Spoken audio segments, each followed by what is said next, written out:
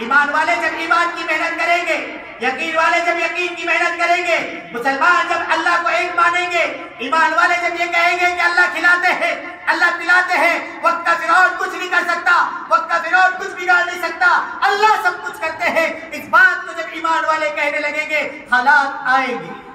हालात आएंगे,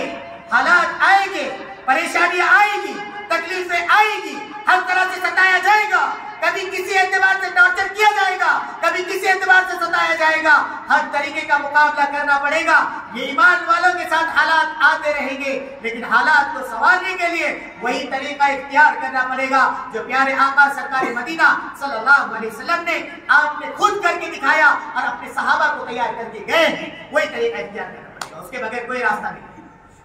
और क्या रास्ता था? वो क्या रास्ता था? जब नबूवत मिली है, आपने सबसे पहले लोगों के सामने दावत पेश की है, लोगों को ये कहा है, ए लोगों कलमा पढ़ लो, कामयाब हो जाओ। ए ईमान वालों, ईमान की मेहनत में ले जाओ, कामयाब हो जाओगे। ईमान वाले ईमान की मेहनत से गाफिल, ईमान वाले यकीन की मेहनत से गाफिल, ईमान वाले अपने कारोबार में मस्त। एक मुसलमान मुसलमान होने के बावजूद, एक मुसलमान मुसलमान अपने आप को कहने के बावजूद, एक मुसलमान मोहम्मद मुस्तफा का अपने आप को गुलाम कहने के बावजूद, एक मुसलमान जो अपने आप को ईमान वाला कहता है, अपने आप को आशिक रसूल कहता है, मोहम्मद अरबी का गुलाम कहता है, वो ईमान वाला नमाजों से कोसों दूर, दीन से कोसों दूर अपने दुनिया में मगन रहे, ये ईमान वाले का काम नहीं हो सकता, नहीं हो सकता। हालात कभी बदल सकते ही नहीं, हालात कभी बदल सकते ही नहीं, हालात कभी संवर सकते ही नहीं, जब तक कि उस मेहनत को इख्तियार न किया जाए जिस मेहनत को प्यारे आका ने अपनी जमात को छोड़कर दुनिया से रुखसत किया। सहाबा की जमात को छोड़कर दुनिया से गए थे, उसी मेहनत पे हमको आना पड़ेगा। आज हम देखें ना हमारे ईमान वालों का हाल, हमारे का अपना अपना हाल देखें, हम अपना ईमान देखें, अपना यकीन देखें, हमारी अपनी मेहनत देखें, हमारा क्या तरीका है। हम अपनी दुनिया में मगन, हम अपनी दुनिया में मगन, अपने कारोबार में मगन। मेरे भाइयों, कभी एक चीज गौर करना, अभी कभी आपके जवान है, वो जवानी की हालत में, बूढ़ा है वो बुढ़ापे की हालत में, वो जरूर कभी एक आध दिन जब तन्हाई में हो, कभी आईने के सामने अपने आप को खड़े करके देखना, अपने आप को आईने के सामने खड़े करना और उस वक्त में देखना अपने चेहरे को आईने में, और उस वक्त में अंदाजा लगाना, जवान ये अंदाजा लगाए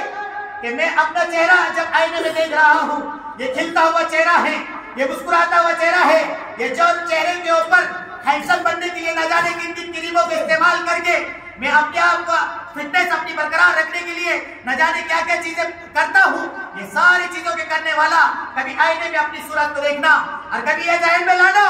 एक वक्त आने वाला है, चंद साल गुजरेंगे, अगर जिंदगी ने वफा की, चंद साल गुजरेंगे, चंद साल के बाद में ये नक्शा पूरा बदला हुआ होगा। 10 साल 20 साल के बाद में चेहरे की रंगत पूरी उड़ी हुई होगी, चेहरे पे झुर्रियां आई हुई होगी, ये सारा नक्शा देखना। बूढ़ा आदमी भी अपने आप को आईने में देखे कि जवानी में जहां पर 2-2 कुंटल एक साथ उठाया करता था, आज 2 किलो का वजन उठाने के लिए माजूर है। जिंदगी एक साथ नहीं रहने वाली, जवानी हमेशा रहने वाली नहीं है। मेरे नौजवानों खास तौर पे सुनो, ये जवानी अंगड़ाई लेने वाली है, ये जवानी करवट बदलने वाली है, ये एक वक्त में आज जवानी है। जवानी में कितने भी मस्त हो जाओ, जवानी में कितने भी दीवाने हो जाओ, याद रखना एक वक्त आने वाला है, अगर जिंदगी ने वफा की तो तब भी इस जवानी को बुढ़ापे में ढलना है, और अगर जिंदगी ने वफा न की तो कब्र की मिट्टी बनना है। इस जवानी में क्या घमंड करना, इस जवानी में क्या दुनिया के ऐशो इशरत को संभालना, और ये जवानी को क्यों दुनिया के ऐशो इशरत पे लगाना। ये जवानी तो बनाई गई है इसलिए, जवानी इसलिए बनाई गई है, मिटा दे अपनी हस्ती को गर कुछ मर्तबा चाहे कि दाना खाक में मिलकर गुले गुलजार होता है।